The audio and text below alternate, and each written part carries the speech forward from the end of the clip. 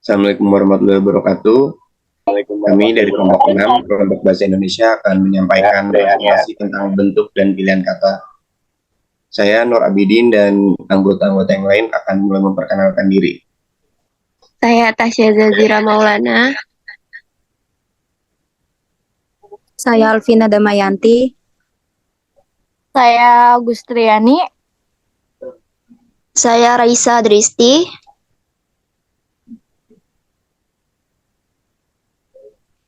Dan Muhammad Rafi Rafael. Kita akan masuk ke materi pertama yang akan dibacakan oleh Tasya Zahira Maulana. Silakan Tasya.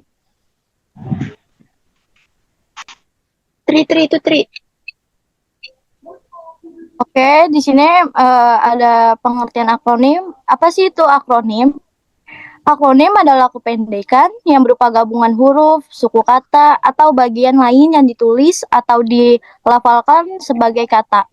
Akronim bukan hanya soal penggabungan dan pelafalan saja, pelafalan juga harus sesuai dengan kaidah yang bersangkutan. Akronim berbeda dengan singkatan, sedangkan singkatan itu tuh adalah hasil dari pemendekan yang berupa huruf atau gabungan huruf, baik yang dieja maupun yang tidak dieja. Oke, selanjutnya. Oke, di sini ada fungsi-fungsi dari akronim yang terdiri dari 4 fungsi. Yang pertama ada sebagai penyingkat nama.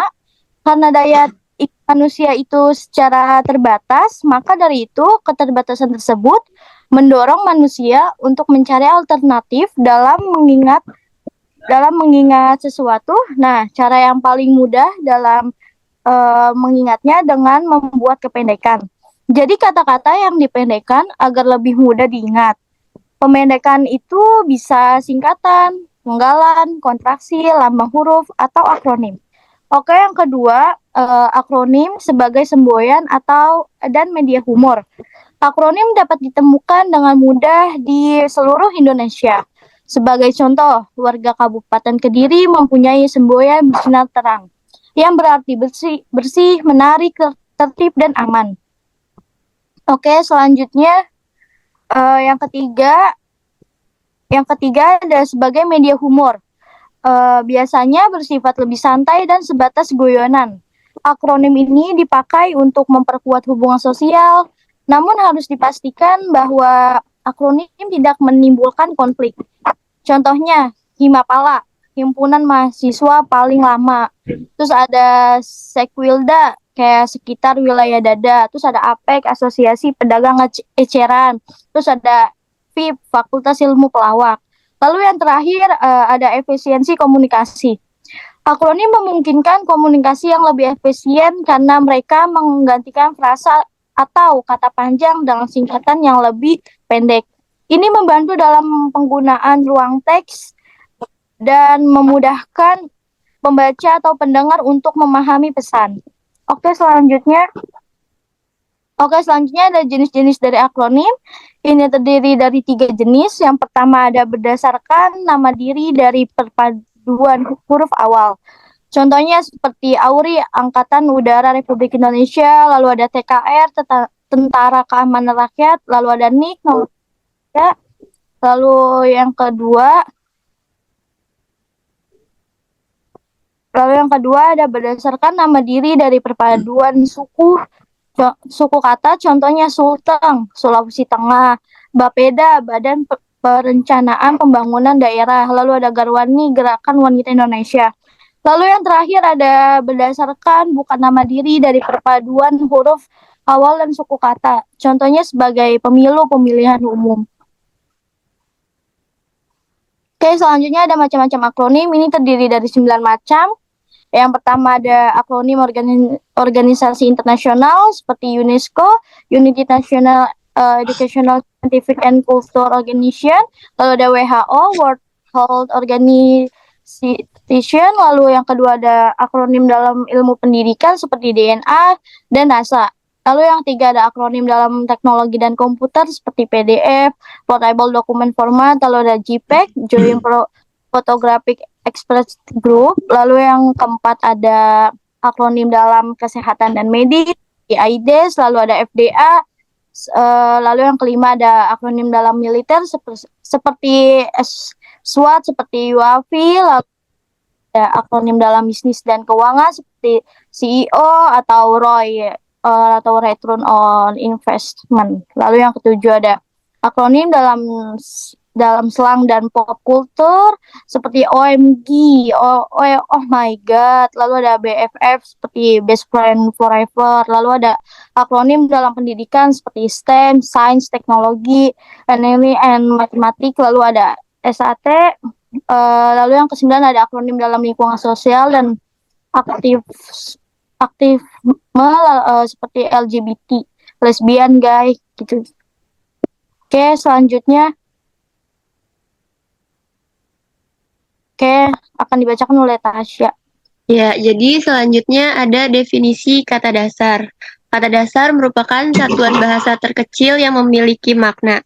Kata tersebut belum mengalami penambahan atau perubahan bentuk yang mengakibatkan perubahan makna.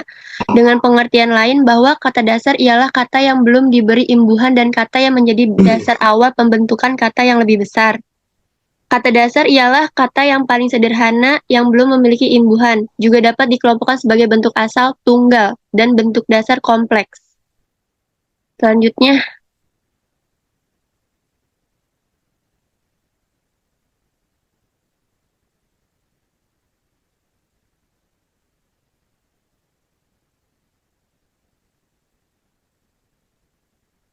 selanjutnya pengertian kata dasar.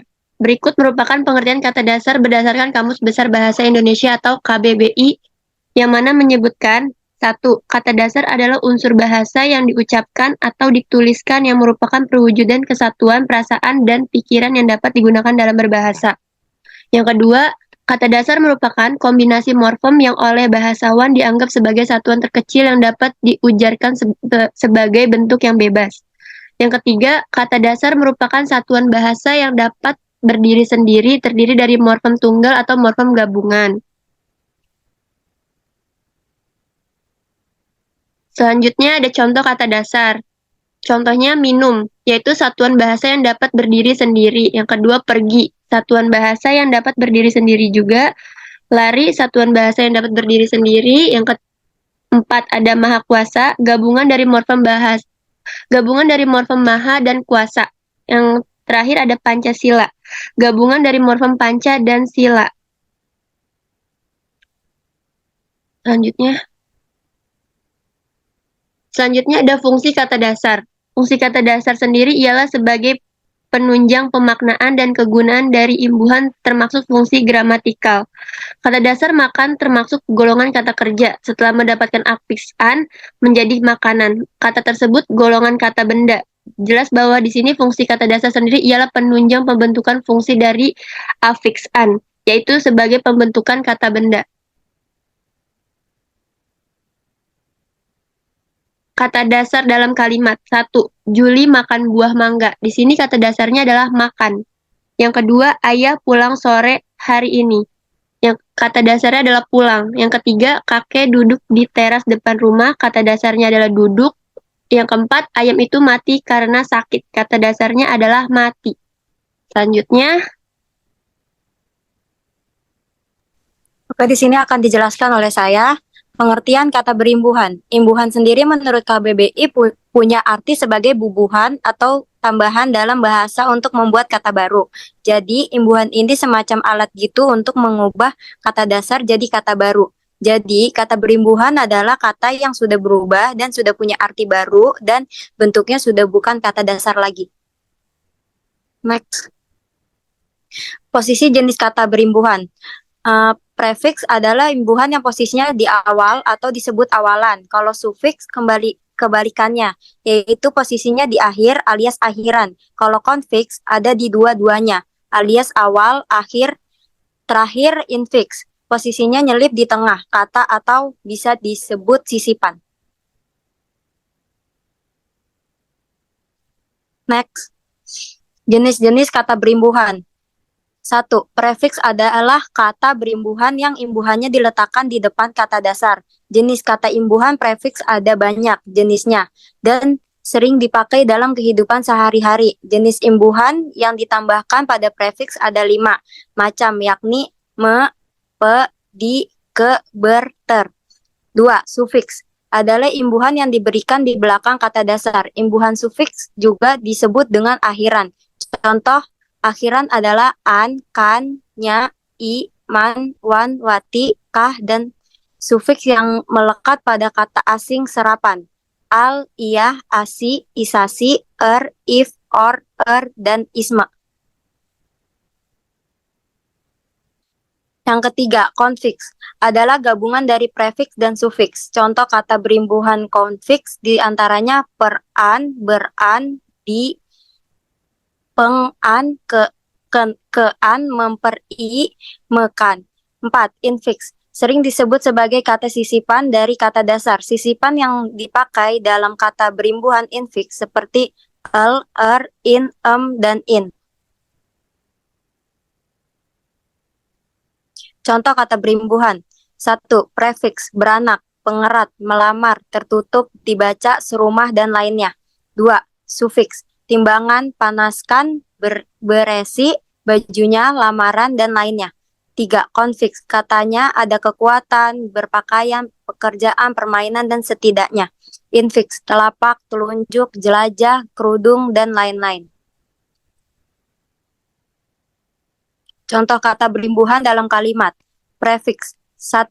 Santi menari bersama dengan rekan satu sanggar. 2. Seekor katak melompat dari pot bunga. 3. Jingga menanam bunga anggrek di kebun. Sufiks. 1. Gilang memulai bekerja sebagai seorang karyawati. 2. Suara getaran gempa bumi membuat Sony terbangun dari tidur. 3. Kondisinya semakin memburuk sejak ibu pergi.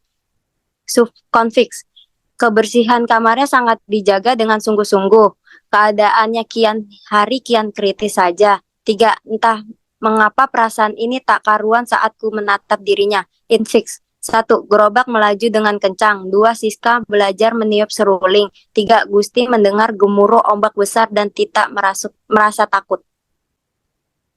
Oke, saya lanjut. Definisi imbuhan menurut para ahli. 1. Krida laksana. Krida laksana mengatakan imbuhan adalah proses yang mengubah leksem menjadi kata kompleks. Ia mendeskripsikan imbuhan seperti proses atau hasil penambahan afiks atau imbuhan pada dasar. 2. Richard dalam Putra Yasa 2008-5. Menurut Richard, afiksasi atau pengimbuhan adalah proses pembentukan kata dengan membubuhkan afiks atau imbuhan pada bentuk dasar, baik bentuk dasar tanggal maupun kompleks. 3. Ramlan. Ramlan juga mengatakan bahwa proses afikasi sebagai proses pembubuhan afiks atau imbuhan.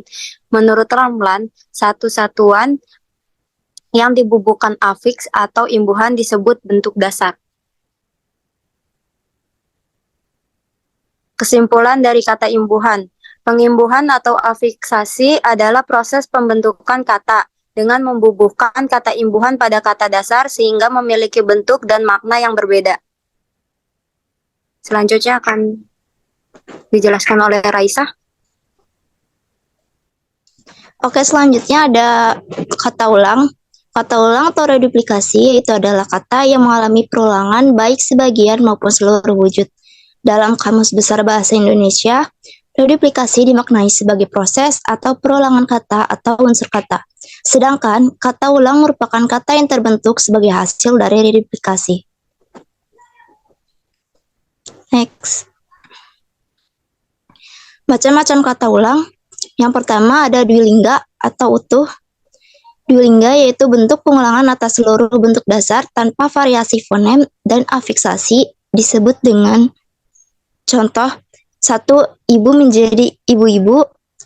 Yang kedua, tontonan menjadi tontonan-tontonan. Yang ketiga, sahabat menjadi sahabat-sahabat.